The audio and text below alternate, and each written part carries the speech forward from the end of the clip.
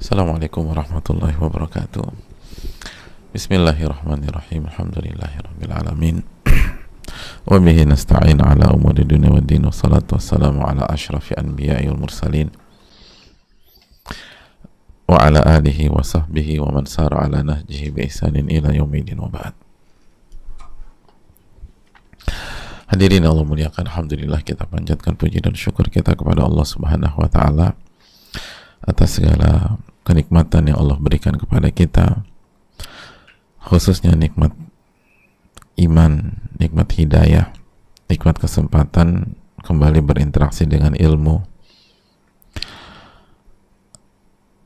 yang akan merubah kita dan menentukan bahagia atau tidaknya kita. Karena sekali lagi kunci kebahagiaan adalah ilmu, sebagaimana dijelaskan oleh para ulama kita. Tapi ilmu yang dimaksud bukan sebatas memahami, bukan sebatas mengerti.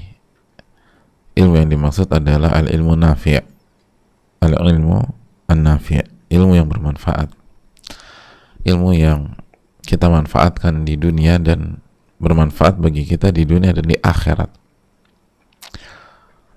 Ilmu yang kita gunakan dalam kehidupan kita sehari-hari,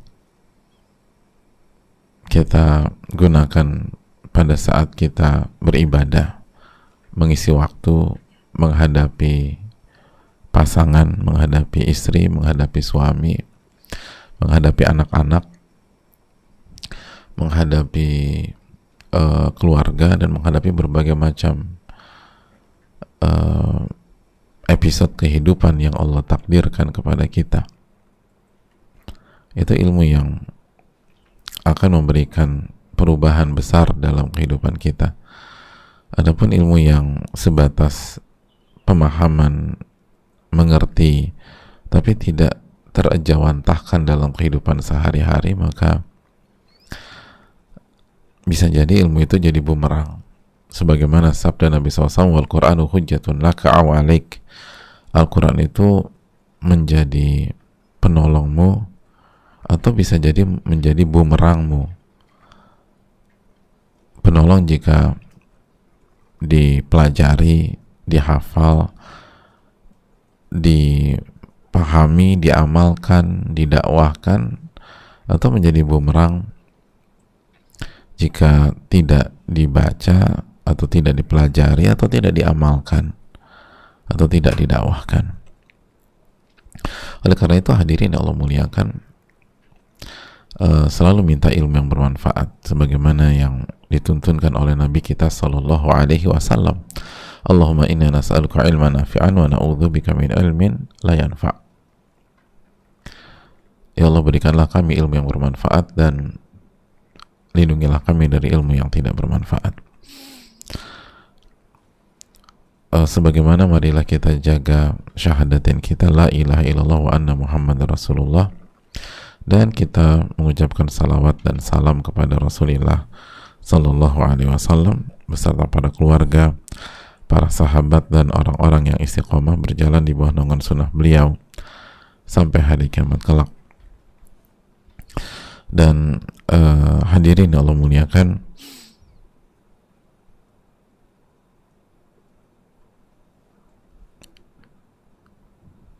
jangan pernah membiarkan ilmu itu berlalu begitu saja. Dan sekali lagi, ilmu kita harus diresapi, direnungkan, lalu diamalkan, karena dampaknya sangat besar. Tapi jika kita perjuangkan menjadi ilmu yang bermanfaat gitu. Makanya para ulama kita itu mengatakan seperti dijelaskan oleh Sahal bin Hanif, i'lam anna khairul malil aqal, ketahuilah sebaik-baik harta manusia itu akal sehat yang berpikir, mencerna itu di bawah naungan ilmu. di bawah naungan ilmu. Karena paradigma berpikir itu mahal, perspektif itu mahal, sudut pandang itu mahal. Maka jika kita diberikan akal sehat yang senantiasa berpikir di bawah naungan ilmu, dan disitulah proses ilmu yang bermanfaat, yang melahirkan cara berpikir yang benar, lalu habis itu diamalkan, maka kata para ulama itu sebaik-baiknya harta. Makanya kan harta tanpa akal sehat nggak ada gunanya, dan bisa dibohongin orang terus, hadirin. Ditipu orang, kita punya uang 50 miliar tapi kita nggak ngerti, nggak punya akal sehat dan seterusnya. Itu akan hilang dalam 1-2 waktu yang cukup singkat. Tapi kalau orang nggak punya duit tapi dia punya akal yang sehat, pandangannya tajam, sehingga dia berjalan di atas jalannya Allah Subhanahu wa Ta'ala, ya pasti Allah tolong lah, pasti Allah tolong. Jadi nggak mungkin enggak gitu.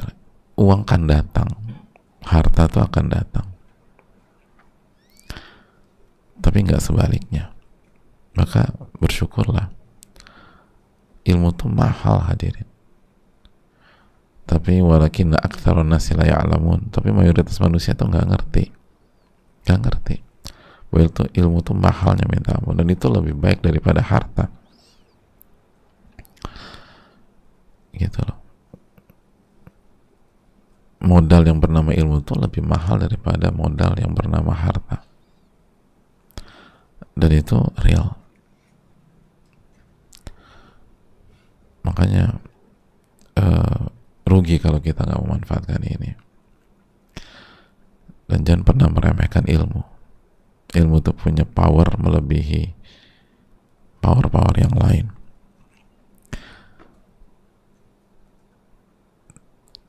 Mintalah selalu ilmu yang bermanfaat kepada Allah Subhanahu wa Ta'ala. Ya, kita kembali bersama Al-Imam Nawawi rahimahullah di hadits Hudzaifah dan Abu Hurairah, di hadits syafa'ah, hadis yang cukup panjang, ketika manusia ketakutan, ketika manusia dibiarkan begitu saja oleh Allah setelah mereka dibangkitkan dan dikumpulkan, lalu matahari berada di atas mereka, jaraknya 1 mil, lalu mereka tersiksa dengan keringat-keringat mereka sendiri. Ada yang keringatnya sampai mata kaki. Pengen gak sih keringat sampai mata kaki itu panasnya kayak apa? Coba bayangkan matahari jaraknya hanya 1 mil di atas kita, tapi nggak menghancurkan kita gitu loh. Kalau langsung membuat mati manusia kan tersiksanya paling beberapa saat aja, tapi ini nggak membuat mati.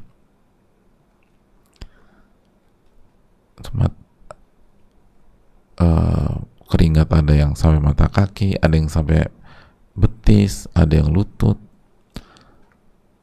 dan sampai ada yang tenggelam dalam keringatnya sendiri. Dan Allah Maha mampu membuat hal itu.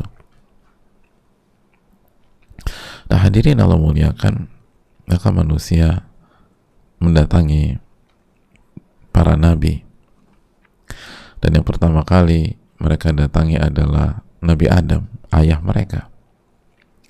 Mereka datangi ayah mereka. Kita sebenarnya, kan kita manusia, kita datangi ayah kita, lalu kita minta agar beliau memberikan syafaat kepada kita, memberikan syafaat di hadapan Allah Subhanahu wa Ta'ala, tapi beliau nggak bisa memenuhi permintaan itu karena beliau merasa bersalah. Beliau merasa melakukan sebuah kesalahan, yaitu memakan buah dari pohon yang dilarang. Lalu manusia diarahkan untuk ke Nabi Nuh, tapi lagi-lagi Nabi Nuh tidak bisa memenuhi permintaan itu. karena beliau merasa bersalah karena pernah berdoa yang tidak tepat, lalu diarahkan ke Nabi Ibrahim, dan lagi-lagi Nabi Ibrahim nggak bisa memenuhi permintaan kita karena beliau merasa telah dalam tanda kutip berbohong 3 kali, walaupun ketika kita kembali cek nggak ada kebohongan, yang ada adalah tauriah. Tapi begitulah ketawaduan, begitulah kekhawatiran terhadap sebuah perbuatan yang bisa jadi memudaratkan kita pada hari kiamat. Iman itu yang menggerakkan demikian. Adapun kita tenang-tenang aja. Jangankan tauriah, kita bohong beratus kali pun kayak biasa-biasa aja. Kita bohong berkali-kali itu kayak nggak ada beban. Apa yang membedakan? Iman, tentu saja. Iman yang membedakan. Sehingga alat sensor terhadap dosa itu berbeda sensitivitasnya. Lalu Nabi Ibrahim arahkan kita ke Nabi Musa alaihissalam. Beliau arahkan ke Nabi Musa. Beliau sampaikan kepada kita, idhabu ila ghairi idhabu ila Musa.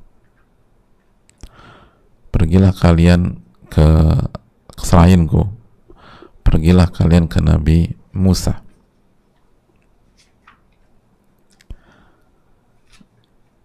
Dalam riwayat, ya'madu ila Musa alladhi kallamahu Allahu taklima.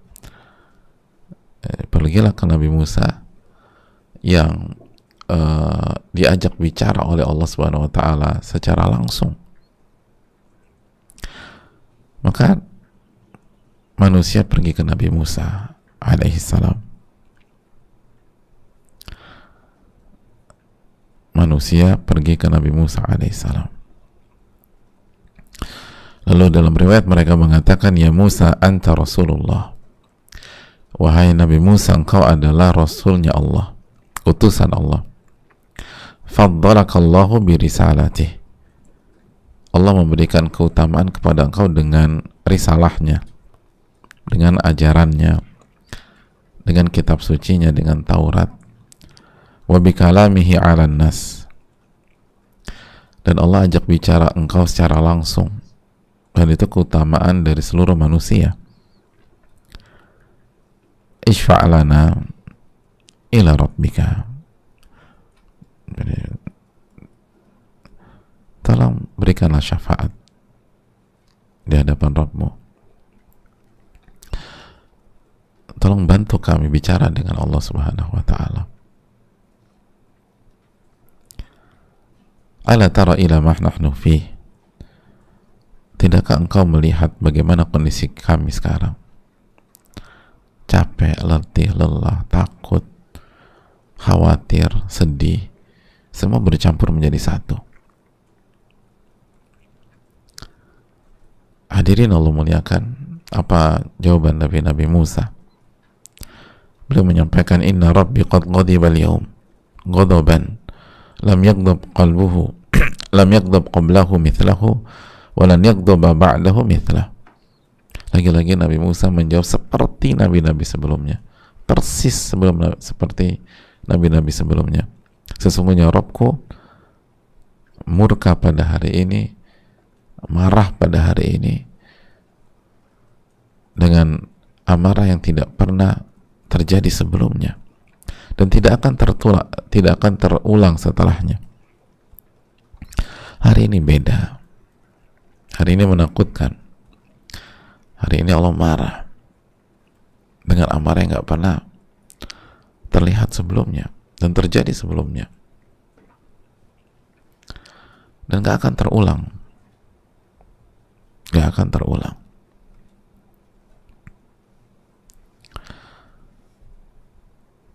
Hadirin Allah muliakan. Lalu Nabi Musa menjelaskan apa yang beliau rasa. Kata beliau, wa inni qad qataltu nafsan lam umar biqatliha. Nafsi, nafsi, nafsi. Sesungguhnya aku pernah membunuh seseorang yang aku tidak pernah diperintahkan untuk melakukan hal tersebut. Nafsi, nafsi, nafsi. Diriku, diriku, diriku. Jangankan nolong kalian, nolong saya juga belum tentu selamat. Saya ini punya kesalahan.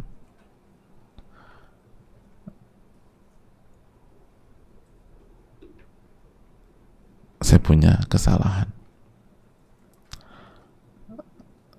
Saya pernah membuat seseorang kehilangan nyawa.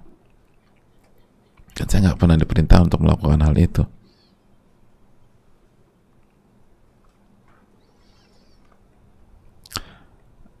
Apa maksud Nabi Musa? Maksud Nabi Musa ada dalam surat Al-Qasas, surat ke-28 ayat ke-15. Ketika kejadian itu Allah firmankan dalam Al-Quran, wa dakhala al-madinata ala hin, wa dakhala al-madinata ala hini ghaflatin min ahliha fawajada fiha rajulaini yaqtatilan. Dan Nabi Musa masuk ke kota,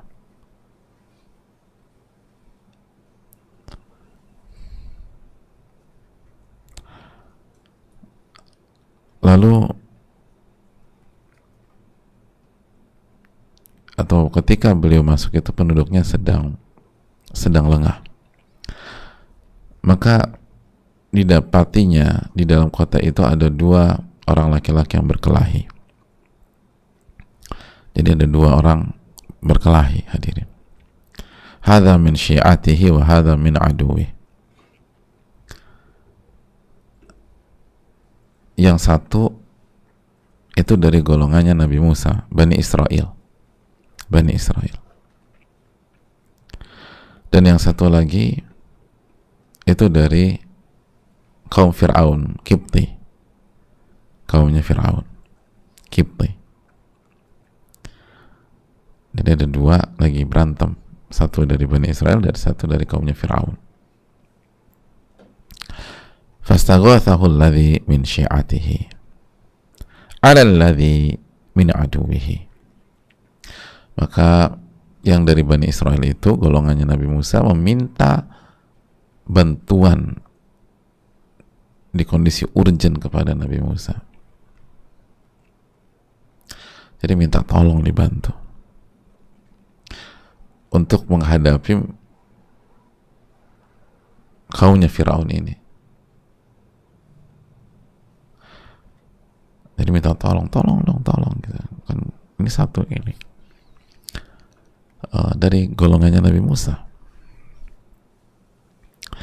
Fawakazahu Musa faqadha alaih. Maka Nabi Musa memukul orang tersebut.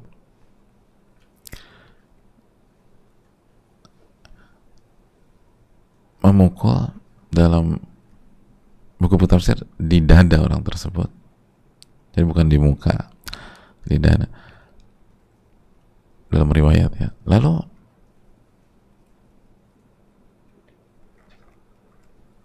musuhnya itu meninggal. Padahal Nabi Musa nggak ada niat membunuh. Karena beliau adalah orang yang sangat kuat. Dan tenaganya itu sangat besar Nabi Musa ini, hadirin. Sangat besar. Allah kasih kelebihan itu. Niatnya hanya nolong golongan beliau. Hanya nolong teman. Dipukul lah. Pas dipukul, meninggal nih orang. Faqadha alaih.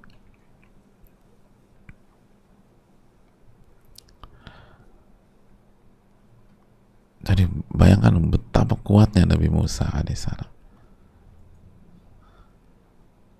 dan betapa powerfulnya kekuatan beliau. Dipukul meninggal, padahal nggak ada niat, nggak ada niat. Lalu beliau mengatakan, qala hadza min amali syaitan. Ini ada perbuatan syaitan. Ini ada perbuatan syaitan. Innahu aduwwun mudhillun mubin.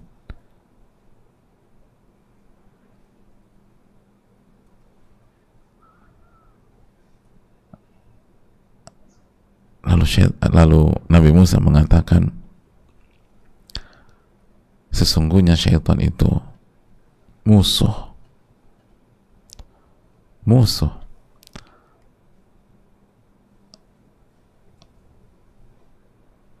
yang menyesatkan, musuh yang menyesatkan, dan nyata, sangat nyata.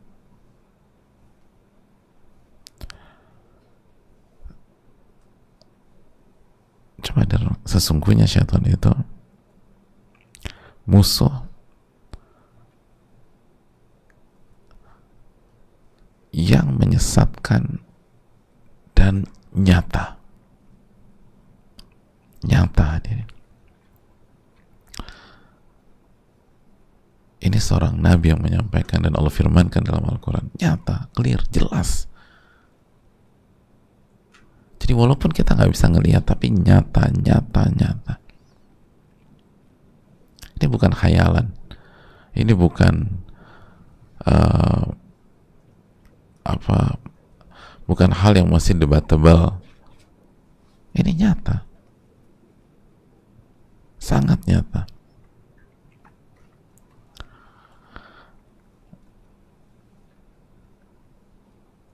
Itulah yang membuat Nabi Musa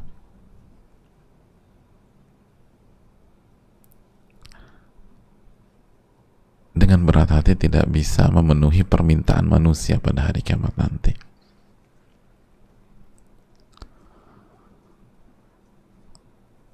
Saya pernah melakukan itu, kata Nabi Musa. Hadirin yang Allah muliakan, coba kita renungkan sejenak. Ini seorang Rasul dikasih kitab suci Taurat, imannya, kesetiaannya kepada Allah Subhanahu wa Ta'ala nggak diragukan lagi.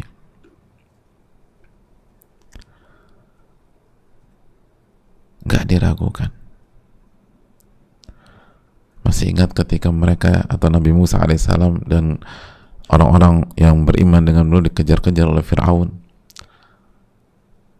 Lalu secara kasat mata sudah tidak ada jalan keluar, belakang Fir'aun, depan Laut Merah. Lalu sebagian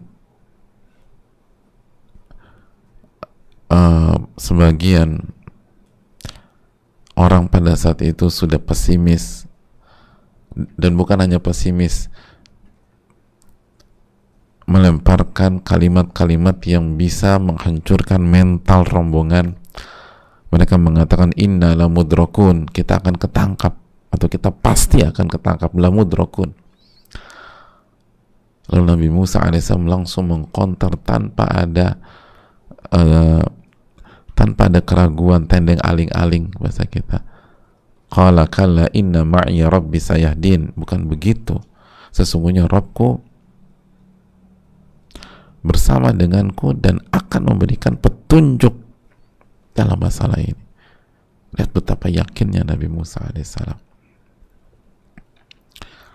Betapa yakinnya Nabi Musa alaihissalam. Dan kita lihat ini sosok itu dari kecil, dari bayi sampai beliau besar, itu senantiasa ditolong oleh Allah. Senantiasa ditolong.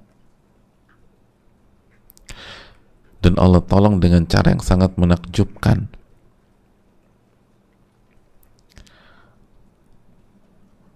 Beliau lahir di tahun di mana anak-anak laki-laki itu disembelih, dibunuh oleh Fir'aun, tapi beliau diselamatkan oleh Allah. Dan diselamatkannya pun ajaib, hadirin. gitu loh. Bayangkan ditaruh di sungai, nggak tenggelam, nggak segala macam, terus diambil. Yang ambil juga kita tahu siapa. Lalu dibawa ke tempat yang paling berbahaya, yaitu istana Firaun itu sendiri, rumahnya Firaun. Jadi bukan dibawa kabur gitu, radius ribuan kilo gitu, dijauhkan, enggak, justru didekatkan.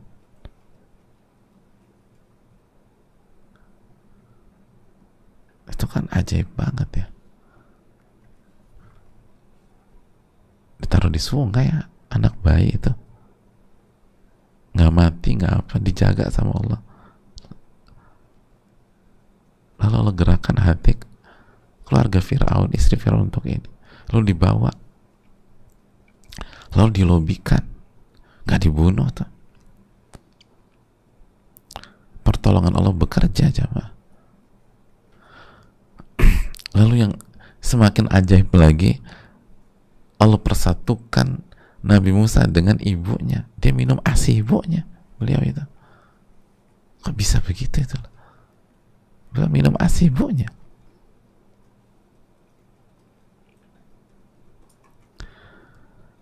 Bayangkan, dilepas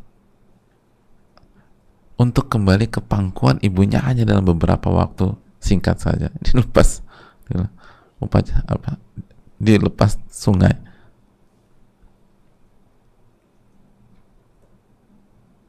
untuk sampai ke pangkuan ibunya alaihissalam. Siapa yang bisa memprediksi konsep pertolongan seperti itu? Konsep pertolongan seperti itu. Lalu tumbuh di istananya Firaun. Dan luar biasanya lagi, hadirin, nggak terpengaruh tuh sama lingkungan gitu. Ada anak baik, ini anak fitrahnya baik, tapi tumbuh atau diasuh sama orang yang jahat banget. Kira-kira peluang jadi orang jahatnya besar nggak, hadirin? Diasuh, hidup di orang yang sangat jahat, sangat zalim. Tapi Nabi Musa enggak kan? Dijaga fitrahnya sama Allah. Semua dijaga sama Allah. Sampai dalam kasus tadi itu Al-Qasas 15 itu diselamatkan sama Allah. Terus di Madian terlunta-lunta justru dapat jodoh gitu loh, menikah, lalu diangkat sebagai seorang rasul. Hidup beliau tuh luar biasa, jemaah, sangat luar biasa. Nah, sosok yang punya kehidupan di dunia seperti itu di hari kiamat, sikapnya seperti itu. Dan fokus pada satu kejadian yang kalau kita pakai kaidah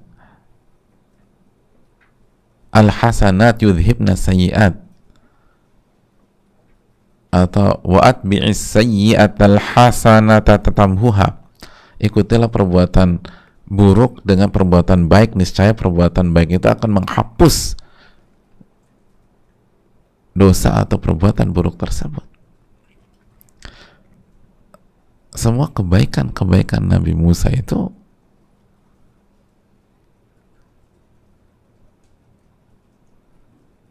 sudah sangat lebih dari cukup untuk menghapus hal itu. Dan beliau nggak ada maksud kok. Niat beliau baik. Hanya ingin ngebela temen aja. Nggak ada maksud. Tapi meninggal tuh orang. Lalu pertanyaan simpelnya, bagaimana dengan kita? Sekali lagi, bagaimana dengan kita yang dalam kehidupan kita terbukti dengan sengaja menyakiti orang. Bukan satu, bukan dua, bukan tiga, sengaja, emang niat nyakitin orang. Tanpa hak, tanpa hak.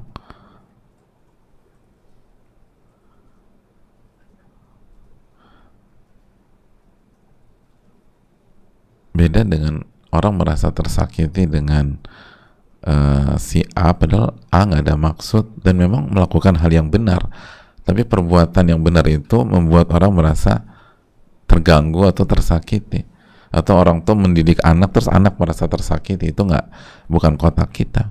Tapi ini memang sengaja nyakitin orang, ngezolimin orang.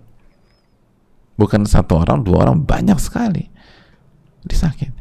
Dan sampai pada titik membunuh dengan sengaja.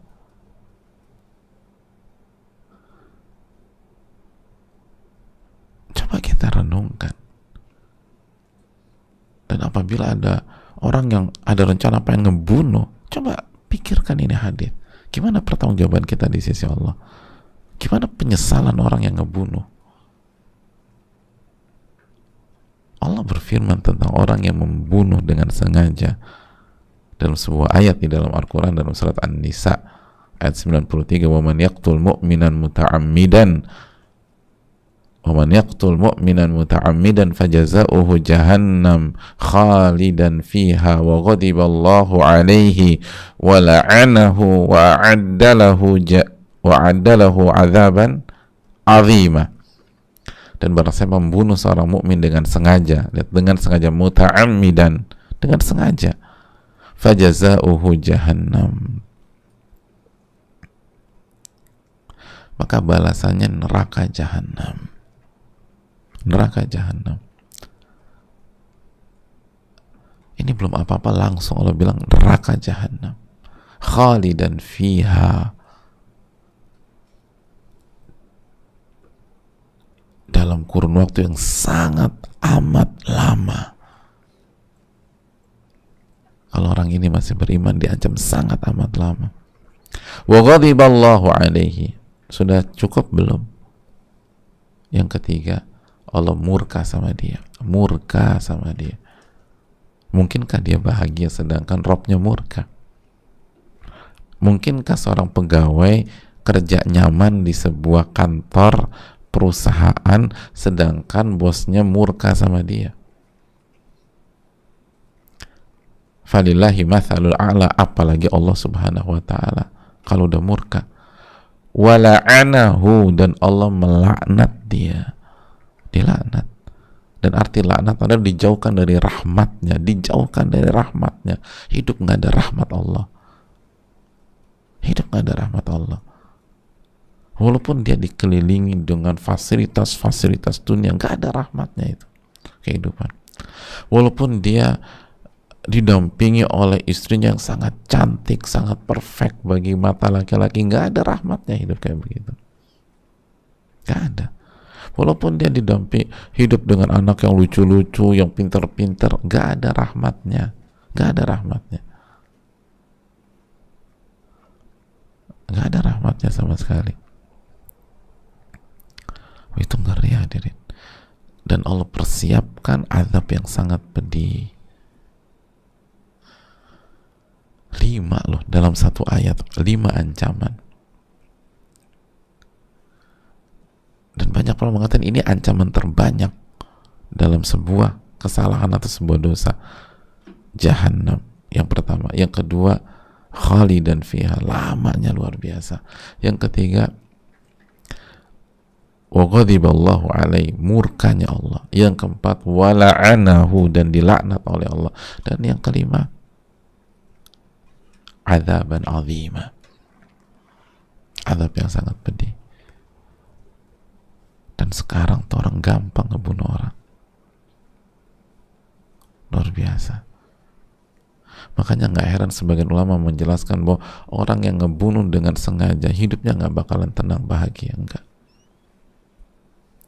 Karena gimana hidup dimurkai sama Allah, gimana hidup dilaknat sama Allah. Jadi bukan hanya nanti di hari kiamat, di dunia aja nggak tenang.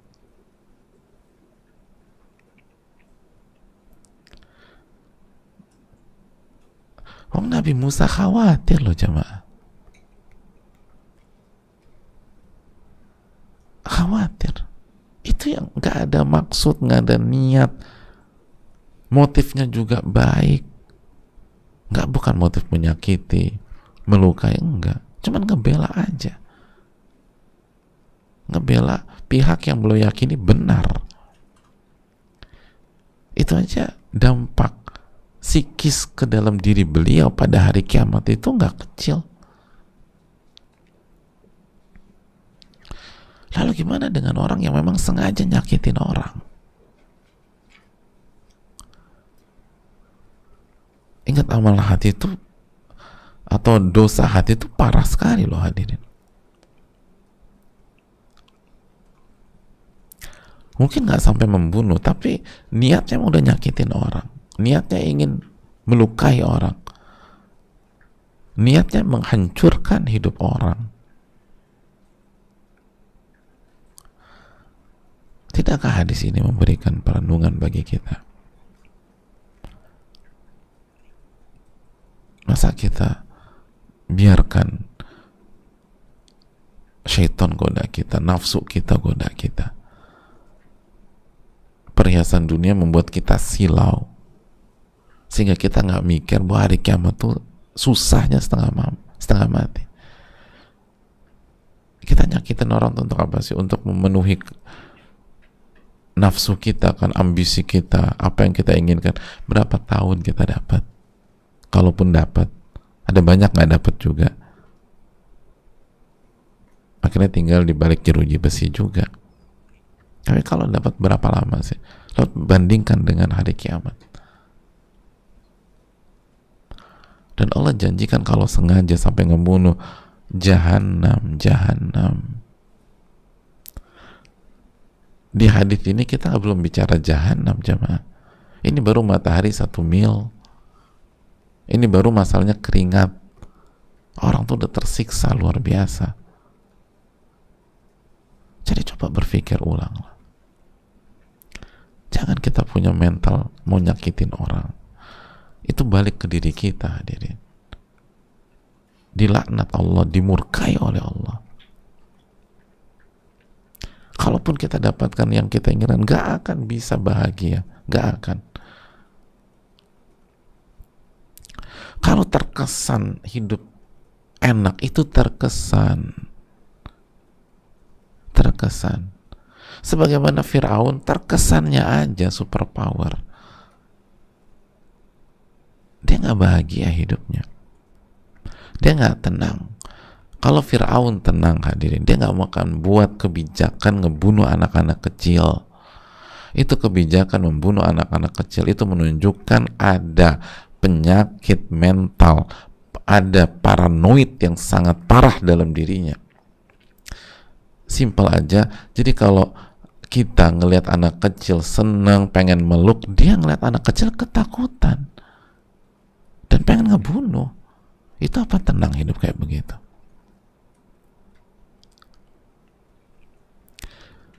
Tapi kan banyak orang tuh gak ngeliat dari sisi itu, ngeliat dari enak di istana, terus mempertahankan status quo-nya. Enggak, hancur Allah. Dan yang dihancurkan paling parah kan dihancurkan hati seseorang, sehingga semua yang ada dari dunia ini hambar, bahkan menyiksa dia. Sekali lagi, ini sosok, ya Allah, ulul azmi minar rusul. Ini 5 rasul terbaik jamaah. Nabi Musa alaihissalam, jasanya luar biasa, kesabarannya luar biasa, baiknya luar biasa. Belum merasa ada miss satu di situ. Itu pun gak ada niat nyakitin, gak ada niat membunuh, gak arogan. Beliau punya kekuatan yang luar biasa itu, beliau gak jadi. Beliau kan nggak buat apa-apa, nggak menggunakan kekuatan yang Allah kasih itu untuk meres orang, untuk jadi jagoan, untuk narikin. Enggak, cuman ada golongannya dengan orangnya ini golongannya Firaun bertengkar, minta tolong, dibantu, cuma mau bantu aja. Itu aja sampai hari kiamat itu.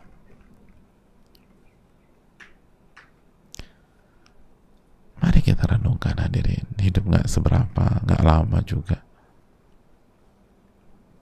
dan nanti kita dibangkitkan. Ada hari yang sangat mengerikan.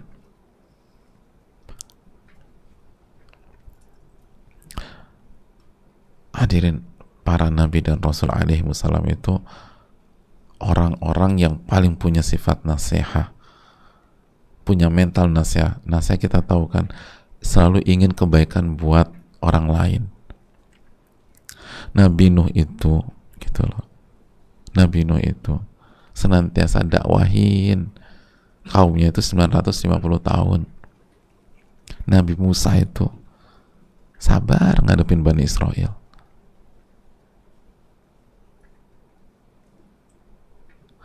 Tapi mereka di hari kiamat mengatakan nafsi, nafsi, nafsi.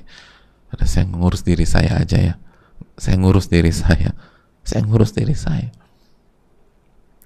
Pengen gak sih sosok selama 950 tahun itu hidupnya ngurusin orang secara baik, secara positif. Gimana kasih hidayah sama orang, gimana mensupport orang, bagaimana memberikan kebaikan, bagaimana anaknya kurang ajar sekalipun tetap aja didoain. 950 tahun hidupnya berkhidmat sama orang untuk memberikan hidayah, irsyad gitu loh. Hanya mencari wajah Allah. Tapi di hari ini beda, jemaah. Gak mau tuh. Nafsi, nafsi, nafsi. Dalam riwayat, saya ngurus diri saya saja. Saya ngurus diri saya saja. Saya ngurus diri saya saja.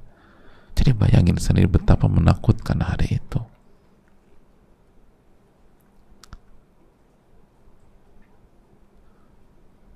Betapa menakutkan hari itu. Sampai sosok-sosok kayak gitu tuh mengatakan demikian. Beda kalau yang mengatakan saya ngurus diri saya aja, itu orang yang di dunia udah egois, ngerti kita. Ini enggak. Ini semuanya dikorbankan untuk mendakwahi manusia. Hartanya, nama baiknya yang awalnya di sana dicaci maki,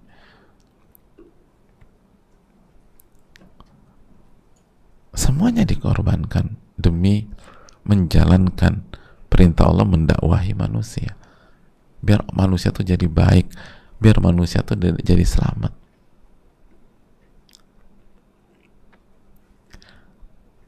Tapi pada hari itu nafsi, nafsi, nafsi.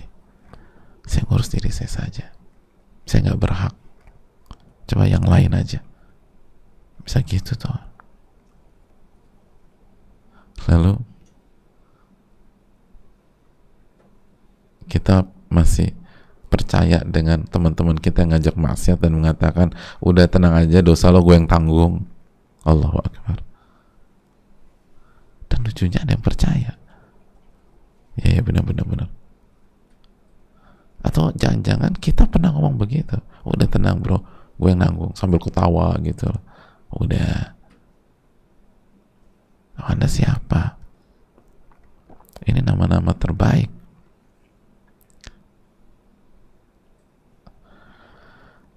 Oleh karena itu marilah kita camkan. Maka Nabi Musa pun mengarahkan manusia, mengarahkan kita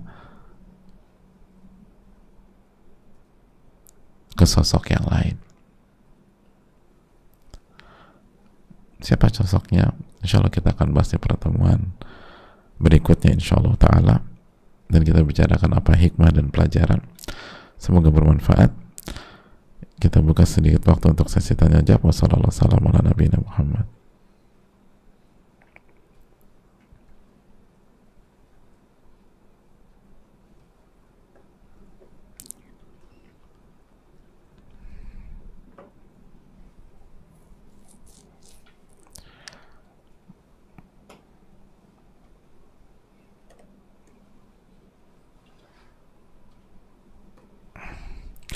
Assalamualaikum warahmatullahi wabarakatuh. Waalaikumsalam warahmatullahi wabarakatuh.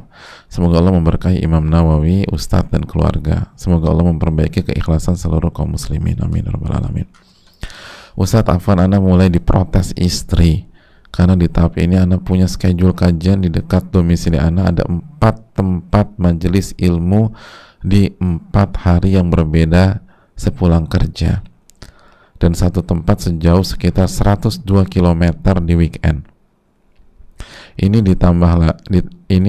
ditambahkan secara bertahap dari awalnya 1 kali per pekan. Apakah Anda sudah terlalu berlebihan, Ustadz? Mohon nasihatnya. Jazakallahu khairan, Ustadz. Terima kasih. Udah berlebihan belum? Jawabannya tergantung. Setiap orang beda-beda. Karena kalau 4 kajian dalam sepekan dinyatakan berlebihan secara mutlak, maka nggak ada pondok pesantren di Indonesia. Karena pondok pesantren kajiannya sepekan berapa kali? Ya setiap hari, gitu, dari pagi sampai bahkan dari pagi sampai malam schedule-nya tuh di banyak pondok. Jadi orang tuh beda-beda jamaah. Ada yang setiap hari itu 1 kajian, bahkan setiap hari ada 5-6 majelis. Imam Nawawi masih ingat 1 hari berapa majelis? 12. Imam Nawawi rahimahullah. Gitu loh. Jadi beda. Ada yang ada yang cukupnya sepekan sekali, ada yang 2 kali sepekan, ada yang 3 kali sepekan, ada yang setiap hari. Setiap orang beda-beda. Setiap orang beda-beda. Makanya dalam riwayat Bukhari itu kan Abdullah bin Mas'ud punya kajian di sebuah komunitas setiap hari Kamis. Senang mereka, pengen nambah. Kata Abdullah bin Mas'ud, enggak, jangan nambah. Segini dulu. Nah, apakah maksudnya kajian harus sepekan sekali? Jawabannya bukan. Dijelaskan Al-Hafidz Ibnu Hajar dan para ulama yang lain, ini porsi ini tergantung orang. Intinya adalah setiap komunitas beda-beda, setiap orang beda-beda, dan parameternya adalah keselarasan antara ilmu dan amal. Itu di antara tolak ukurnya ya, di antara keselarasan antara ilmu dan amal. Kita harus berpikir bahwa ilmu yang kita pelajari akan ditanya oleh Allah. Makanya harus ada waktu belajar dan harus ada waktu beramal. Gitu hadirin. Untuk kita ya, untuk orang awam. Itu salah satu parameter. Makanya kata Abu Abdurrahman As-Sulami menceritakan bagaimana para sahabat belajar, fayata'allamul Qur'an al-ilma wal amala jami'a. Para sahabat itu belajar Quran dari sisi ilmu dan dari sisi amal secara bersama-sama, ilmu dan amal. Makanya hadirin Allah muliakan, itu penting. Dan itu yang kita sedang coba dan perjuangkan dengan segala kekurangan dan keterbatasan kita.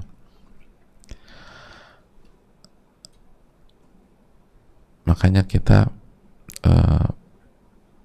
mencoba dengan segala kekurangan itu, misalnya kaji Riyadus Shalihin atau kajian tiap hari, tapi nggak banyak-banyak kan kita tuh. Pada dasarnya kan sesi materi nggak pernah sampai sejam. Nggak pernah mungkin ya. Tapi intinya secara umum, mohon maaf, bukan nggak pernah. Secara umum tuh nggak sampai sejam. Terus juga yang kita pilih Riyadus Shalihin, ngikutin para ulama-ulama kita yang menerapkan membaca Riyadus Shalihin setiap ba'da sholat, biasanya di banyak masjid. Terus juga nggak banyak juga, satu pertemuan kan kalau nggak 1 ayat, 1 hadis, atau sebuah ayat atau hadis dibahas perpenggal. Kayak misalnya sekarang kan kita sedikit aja, satu penggalan kita bahas. Dan coba kita perhatikan ini kurikulumnya Imam Nawawi ini rahimahullah. Kita belajar dari bab 1, bab ikhlas, sampai bab ini, itu semua keseharian. Semua keseharian yang sebenarnya kalaupun kita nggak belajar, kita pasti hadapin ini semua, gitu loh. Jadi bukannya kalau saya nggak belajar berarti misalnya kenapa Mas nggak ikut kajian Riyadhus Shalihin di sebuah tempat, saya belum siap mengamalkan. Nggak bisa. Ini daily banget. Coba lihat bab ikhlas. Emangnya kita bisa hidup satu hari tanpa keikhlasan? Nggak bisa. Setiap hari kita harus ikhlas. Jadi memang solusi harus belajar. Kita belajar bab sabar. Emangnya bisa kita hidup satu hari tanpa kesabaran? Nggak bisa. Itu masalah datang terus setiap hari. Makanya kita harus belajar bab kesabaran. Terus bab apa? Bab jujur. Emangnya kita bisa hidup satu hari tanpa kejujuran? Gak bisa. Jujur tuh keseharian. Kita nggak belajar, tetap kita dituntut jujur. Coba kalau ada karyawan di kantor misalnya ngambil uang kita atau nggak jujur gitu, kita tanya, kenapa Anda nggak jujur? Belum belajar bos, gitu. Antum terima nggak alasan itu? Belum belajar gitu loh. Kan nggak terima. Yang ada kita pecat tuh orang. Jadi ini keseharian. Bab nasihat itu kan emang ada setiap satu hari kita lewati tanpa ada mental nasihat dalam diri kita? Nggak bisa. Itu dituntut tiap hari kita punya mental nasihat. Bab amanat, ini kita lagi bab amanat. Tiap hari emang kita bisa hidup tanpa amanat? Gak bisa. Jadi yang kita, di Riyadhus Shalihin ini, alhamdulillah ya Allah kasih taufik, kita bisa belajar pelan-pelan dengan segala kekurangan kita. Ini keseharian dah, keseharian. Ya memang harus kita pelajari. Karena bab-bab ini tuh, tiap hari kita berinteraksi, tiap hari.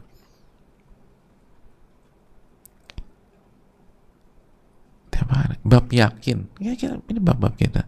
Bab amar ma'ruf nahi mungkar, kita interaksi sama istri, sama anak-anak, kan kita harus ngerti. Kita harus belajar, kita harus mencoba. Nah, tinggal kita berusaha mencoba mengamalkan. Makanya kajian kita nggak lama, cuman kurang lebih 1 jam atau kurang, atau lebih sedikit dengan sesi tanya jawab dan lain-lain. Secara umum kan kita 24 jam, kita ambil sejam, ya masih ada 23 jam. Oke lah, gitu lah. 1 jam 24, masih dari 24 jam masih ada 23 jam. Jadi ingat, banyak atau enggak itu tergantung kembalikan. Intinya paralelkan antara ilmu dan amal, dan pelajari juga, atau pilihlah ilmu yang memang fardu ain dan kebutuhan kita sehari-hari. Itu nasihat para ulama kalau belajar. Pilihlah ilmu yang berkaitan dengan apa yang menjadi tanggung jawab kita, fardu ain kita keseharian, sebelum yang lain, sebelum yang fardu kifayah, sebelum yang lain, gitu. Nah, sehingga seharusnya kalau kita tepat, istri kita nggak protes. Yang ada harusnya istri kita bersyukur. Kenapa? Karena kita mempelajari ilmu keseharian dan sangat berkaitan dengan pasangan kita, lalu kita punya waktu untuk belajar dan punya waktu untuk ngamalin, dan itu artinya sikap kita dengan dia semakin baik. Nah, cocok. Jadi itu jadi bukan hanya yang perlu dievaluasi, bukan hanya frekuensi dan jumlahnya, tapi materinya juga apa. Dan sudahkah kita sadar bahwa tugas kita bukan hanya berilmu, tapi juga beramal. Belajar tuh dua konsep para sahabat, belajar ilmu, belajar beramal. Itu dijelaskan Abu Abdurrahman As-Sulami rahimahullah ta'ala. Ini yang bisa disampaikan, semoga bermanfaat. Subhanakallahumma wa bihamdika, la ilaha illa anta, astaghfiruka wa atubu ilaik. Rabbana taqabbal minna.